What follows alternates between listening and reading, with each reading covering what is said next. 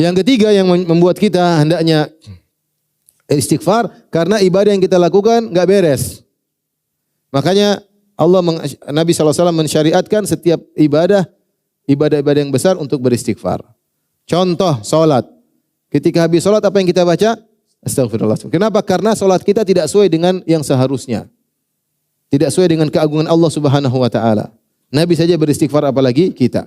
Nabi mengatakan la uhsi sana'an 'alaik anta kama asnaita 'ala nafsik. Aku tidak mampu memujimu Allah sebagaimana yang seharusnya. Yang bisa muji dirimu sendiri hanyalah Engkau ya Allah. Karena Allah terlalu agung.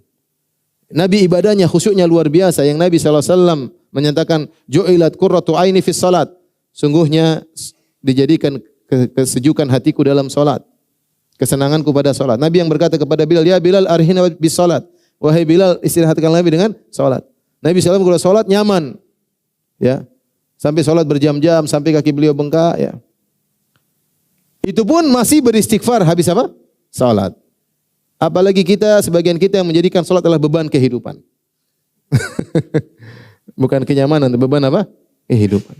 Bagaimana kita tidak istighfar? Nabi yang salat dengan begitu semangat, masih istighfar apalagi kita. Jadi di antara hal yang menjadikan kita dituntut untuk beristighfar karena ibadah kita kurang beres. Lihatlah haji. Haji ketika di padang Arafah, Allah banggakan para jemaah haji di depan malaikat karena Allah mengampuni mereka.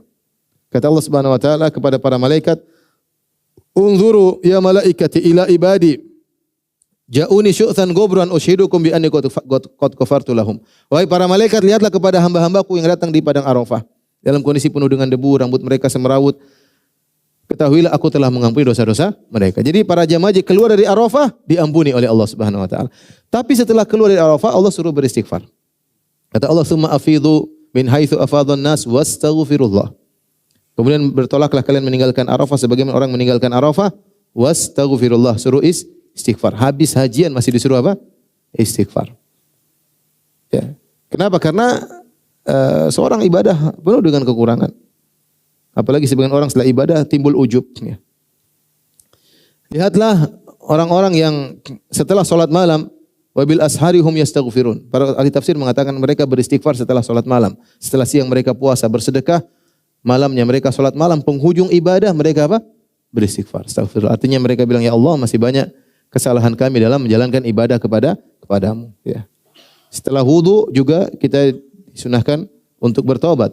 Allahumma ja'alni minat tawabina wa ja'alni minal mutatahhirin. Ya. Bahkan Nabi SAW yang berdakwah selama 23 tahun, yang tidak pernah istirahat, sejak Allah mengatakan, ya ayyuhal muddathir kum fa'anzir, wahai yang berselimut bangunlah beri peringatan, Rasulullah tidak pernah beristirahat. Siapa yang baca sirah Nabi dia tahu Nabi tidak pernah beristirahat. Dari kum fa'anzir sampai Nabi SAW meninggal tidak pernah beristirahat. Dari suatu kegiatan-kegiatan lainnya dan seterusnya. Di penghujung dakwah Nabi SAW Allah suruh istighfar. Idza jaa nasrullahi wal fath wa ra'aitan nasa yadkhuluna fi dinillahi afwaja wasabbih bihamdi rabbika wastaghfirhu. Ketika Nabi sukses. Allah mengatakan jika telah datang pertolongan Allah dan kemenangan Allah, engkau melihat orang sudah masuk dalam agama Allah berbondong-bondong. Fasabbih bihamdi rabbika wastaghfirhu. Bertasbihlah dan beristighfarlah. Innahu kana tawwaba. Sungguhnya Allah Maha menerima taubat. Nabi disuruh beristighfar setelah dia sukses. Makanya surat ini dipahami oleh Ibnu Abbas sebagai na'yu, yaitu sebagai kabar tentang akan wafatnya Nabi. Kenapa? Karena sudah selesai, Nabi sudah sukses. Orang sudah masuk Islam semuanya, berbondong-bondong, terus tugas Nabi apa lagi? Kalau gitu Nabi tugasnya sudah selesai, saatnya Nabi dipanggil oleh Allah Subhanahu wa taala. Di penghujung kehidupan Nabi, Nabi kemudian yata'awwalul Quran, kata Aisyah, Rasulullah sallallahu alaihi wasallam menjalankan perintah Allah, sabbih bihamdi rabbika wastaghfirhu, maka Nabi ruku dan sujud dengan baca subhanakallahumma rabbana wa bihamdika allahumma ighfirli. Menggabungkan antara tasbih dengan istighfar kepada Allah Subhanahu wa taala. Itu Nabi yang dakwah 23 tahun penuh dengan keikhlasan, tidak mengharapkan dunia sama sekali, bersabar dengan berbagai macam gangguan, terluka, dilempari, dihina, macam-macam, itu pun disuruh istighfar. Padahal kita yang dakwahnya begini-begini ya. Yang penuh dengan kekurangan, niatnya enggak tahu gimana. Tentunya ya, kita jangan ujub dan justru harus sering apa? Istighfar. Ini semua adalah contoh-contoh bahwasanya di antara hal yang mengharuskan kita untuk banyak istighfar karena kita sadar ibadah yang kita lakukan tidak sempurna. Tidak sempurna. Puasa kita tidak sempurna, salat kita tidak sempurna, masih banyak kekurangan sehingga kita harus banyak istighfar.